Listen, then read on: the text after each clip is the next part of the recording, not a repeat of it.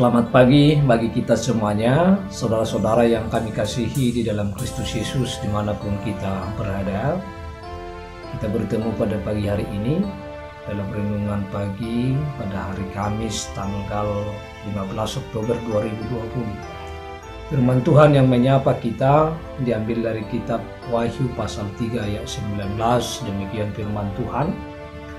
Barang siapa kukasihi, ia kutegur dan kuhajar. Sebab itu relakanlah hatimu dan bertobatlah.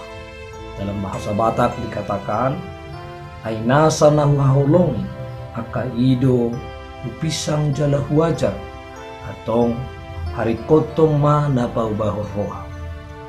Demikian pembacaan firman Tuhan. Saudara-saudara yang terkasih di dalam Kristus Yesus, kasih adalah sifat dasar Allah. Bahkan Allah sesungguhnya adalah kasih itu sendiri, dan manusia adalah tujuan dari kasih Allah. Perjalanan sejarah dunia ini tidak terlepas dari kasih Allah. Apapun yang kita alami sampai pada saat ini, bahwa kita tidak pernah terlepas dari kasih Allah. Beragam cara tindakan Allah untuk menunjukkan kasih-Nya kepada kita, umat manusia.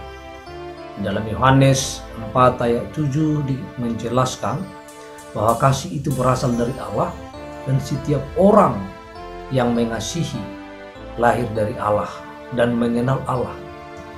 Itulah sebabnya Allah meminta kita untuk saling mengasihi. Sungguh indah bila kita semuanya yang ada di tengah-tengah dunia ini hidup saling mengasihi.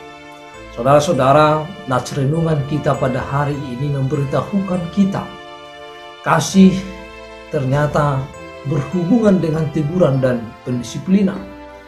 Pada umumnya manusia tidak suka dengan teguran dan tindakan pendisiplinan, meskipun hal itu adalah bertujuan untuk kebaikan, bertujuan untuk hal yang mulia. Teguran dan tindakan pendisiplinan lebih sering menyebabkan kekecewaan, sakit hati, dan mudah untuk putus asa. Tetapi sesungguhnya kasih itu mendidik dan mengubahkan, bukan untuk membiarkan. Salomo berkata, lebih baik teguran yang nyata daripada kasih yang tersembunyi. Dalam Amsal 27 ayat 5. Saudara-saudara, kasih Allah mau menolong kita semuanya yang belum memahami tentang kasih yang sesungguhnya.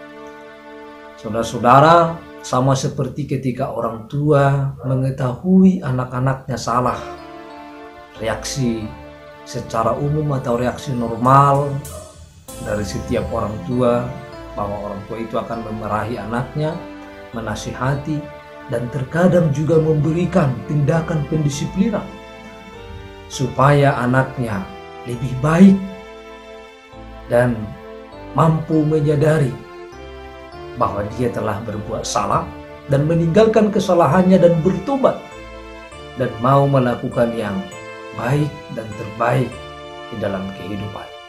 Allah pun demikian terhadap kita, menasihati, dan terkadang Allah tidak segan-segan untuk memberikan hukuman bagi kita, memberikan pendisiplinan bagi kita. Itu adalah tanda bahwa Allah mengasihi kita. Kasih bukan membela yang salah. Kasih tidak semata-mata membalas baik budi orang yang mengasihi kita tanpa pamrih. Tapi kasih juga rela berkorban dan menegur apabila terjadi kesalahan.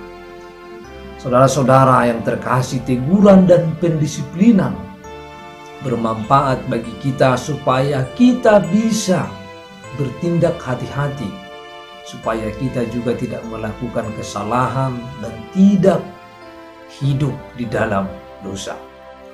Mungkin kita bisa menyembunyikan apa kesalahan kita kepada sesama kita, tetapi kita tidak akan bisa bersembunyi dari Tuhan dari setiap kesalahan perbuatan yang tidak berkenan kepada Tuhan dalam kehidupan kita. Bagi Tuhan bahwa semuanya Tuhan melihat semuanya, Tuhan mengetahui semuanya. Maka ketika kita melakukan kesalahan dan ketika kita mendapatkan teguran dari kesalahan itu, ketika kita dihajar dalam kesalahan kita itu, maka kita harus menerima itu dan kita harus mengintrospeksi diri, memperbaiki diri dan merelakan hati kita untuk ditegur, dan marilah kita bertobat. Saudara-saudara, dalam firman ini tadi dikatakan, sebab itu relakanlah hatimu dan bertobatlah. Ketika kita melakukan kesalahan dan kita ditegur, kita diberikan tindakan pendisiplinan oleh Allah supaya kita lebih baik, mari kita menerima itu dengan hati yang terbuka, dan mari kita mengubah kehidupan kita supaya kehidupan kita lebih baik. Allah memberikan pendisiplinan dan teguran kepada kita umat manusia adalah supaya kita melakukan hal yang terbaik lagi, dan supaya kita dapat meninggalkan setiap kesalahan kita dan dapat bertobat. Oleh sebab itu, bahwa kasih Allah adalah akan selalu melindungi kita, menegur kita, bahkan menghukum kita ketika kita salah. Mari kita siap untuk itu, dan mari kita memperbaiki kehidupan kita ketika kita sudah ditegur oleh Allah dalam hidup kita. Kasih itu adalah ketika kita melakukan kesalahan, maka kita harus ditegur, kita harus dinasihati, supaya kita mengetahui bahwa kita adalah salah. Saudara-saudara, marilah kita hidup di dalam kasih. Mari kita mengasihi Tuhan Allah, dan mari kita siap untuk dikasihi. Ketika kita siap untuk dikasihi, maka kita siap untuk ditegur. Dan ketika kita mengasihi orang lain, mengasihi saudara-saudara kita, maka kita siap juga untuk menegur, kita siap menasihati. Apalagi Allah yang menegur dan menasihati kita. Oleh karena itu, marilah kita senantiasa hidup di dalam kasih. Selamat pagi dan selamat beraktivitas bagi kita semuanya. Salam.